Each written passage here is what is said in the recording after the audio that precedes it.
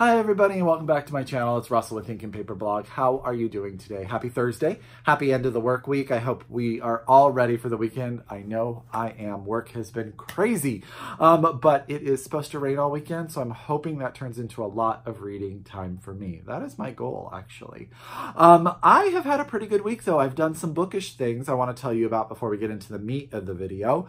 On Tuesday night, I went to Books Inc.'s Mountain View. If you are in the Bay Area of California, Books Inc. is a chain, an independent book chain that has like 5 or 6 locations, I think, all across the Bay. And they were hosting the book launch party of Devi S. Lasker's The Atlas of Reds and Blues. This is a debut novel that came out on February 5th from Counterpoint Press. And I reviewed this at the end of December, so I won't say very much about it other than it is the story of a family that moves from urban Atlanta to suburban Atlanta and deals with racism. It kind of goes in 3 time periods. At the very beginning, the mother character is on the ground as her house has been invaded by the police. We also then flip back to her youth at certain times, and we also are there with her family as they've made the move and gotten used to this new community. Very poetic in nature. Devi Lasker is a poet by trade, and you can definitely tell in her prose. So if you're one of those people that likes novels written by poets, this is a book for you. It is definitely heavy material, but is worth every page. So that was super fun. The Atlas of Reds and Blues, it's out now from Counterpoint. This cover is beautiful. Look at it sparkle in the light. Really recommend it. And then last night I went to San Francisco, which is a little further away, but I wanted to see Esme Weijun for her collected Schizophrenias, her essay collection that came out this week as well. Is this cover not also gorgeous?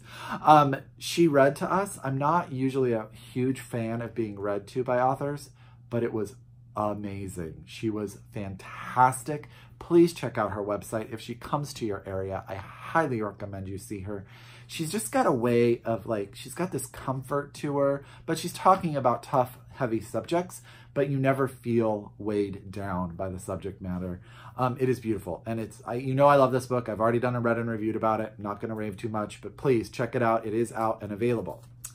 But today is time for a read and reviewed. So if this is your first read and reviewed video with me, this is how I'm doing my wrap-ups for the year of 2019. Every 3 books, I do a wrap-up. And I am rotating between books that are coming out or have come out in 2019 and books that have come out before then. So today's has 2 books that were released in 2019 and 1 book that is prior to that. So I better get started.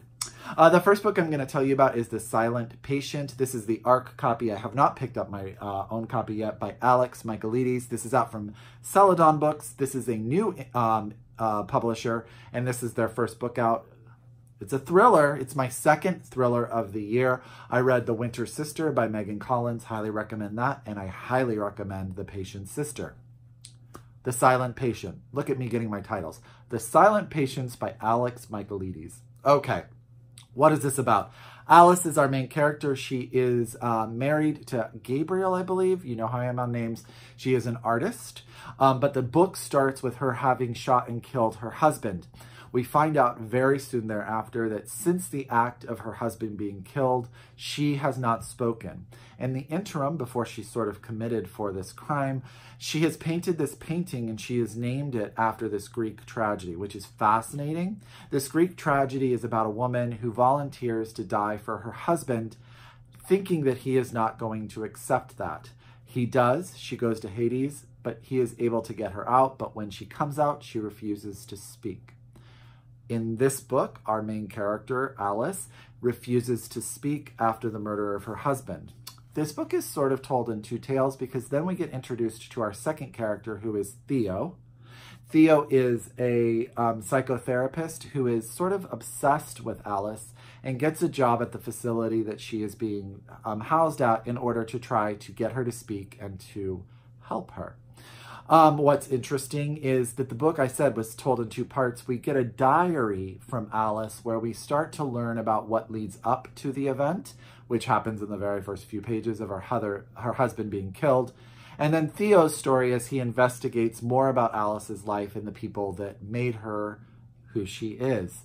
Also, Theo is dealing with the infidelity of his own wife, and there is an investigation there. He is, in his own way, sort of an interesting narrator. There's a lot of stuff about unreliable sort of information in this book. I was on the edge of my seat. I read it probably in 2 days. I definitely thought it was a thriller that was pitch perfect for me. I don't read a lot of thrillers, so for me, I was just there. I thought, you know, sort of the big ending was worth the pages to me. It does a really good job of keeping you in the facility and the tension between the other people that are housed there that have also committed crimes for different reasons. The house drama of Theo, the buildup and what all of the people that are in Alice's life prior and post her crime. You guys, I really liked it. I was really on the edge of my seat. It's hard to talk too much about it because I don't want to give any of the secrets away, but I really, really liked it. What he does really clever is he'll introduce you to a character in one of the sections. You'll kind of think how they play, and then in another section, you meet them from a different point of view, and you start to question what you knew or thought you knew about them. Really well done. A lot about art, a lot about creating art. I thought the Greek tragedy was really interesting. It made me want to go pick it up. This is The Silent Patient. Oh, and I think I already said this, just in case I didn't. I thought this didn't come out until February 19th. It actually came out this week, February 5th. It is out and available, so if you are a thriller reader or a person that wants to try a thriller, I highly recommend it. It's not too gruesome. You're not going to get grossed out by anything, but I was on the edge of my seat. I really enjoyed The Silent Patient by Alex Michaelides from Celadon Books. I got this at Book Expo America last year in May, and it just came out. So that's how long I have had it, and I've been holding on to read it. So it was definitely worth the time.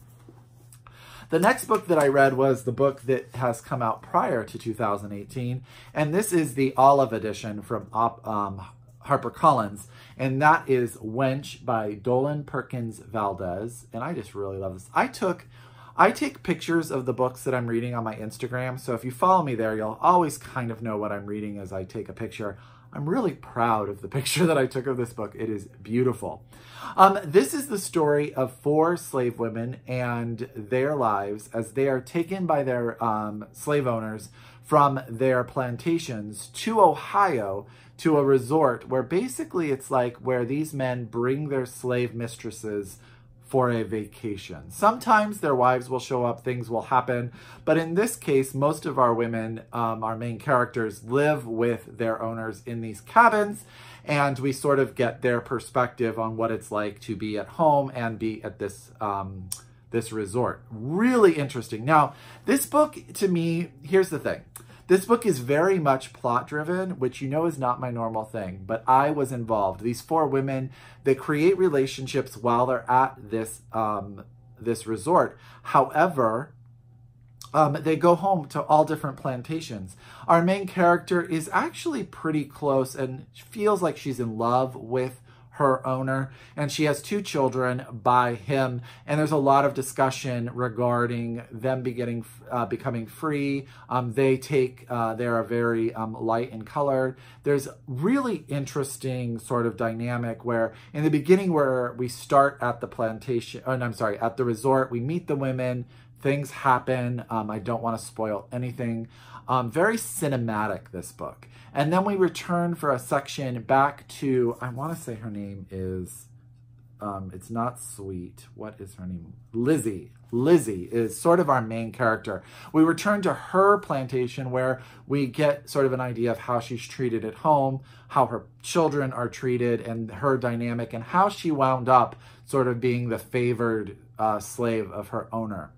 And then we return twice more to the resort where things happen. There's discussions of the abolitionist movement, becoming free.